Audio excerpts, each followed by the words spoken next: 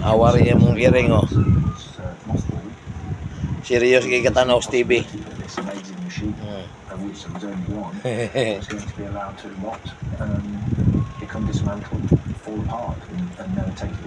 Ngit-ngit. Oh, serious kay katanaw sa TV. Nuwa. Ngana. Oh, serious kay siya katanaw sa TV gitu.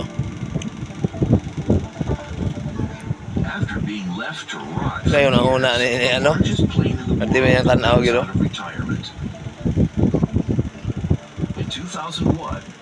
Tanaw siya sa TV oh. Murag correct oh. About $20 million is spent on a refit. And the AN-225 becomes the most spectacular civilian cargo plane. The floor is strengthened for transportation of heavy cargoes. We have Tingnan yung tanaw sa TV. like chains, Murag which correct are oh. nowhere near as heavy as in previous aircraft. The locks are screwed down into these holes, and we fix the cargo so that during the flight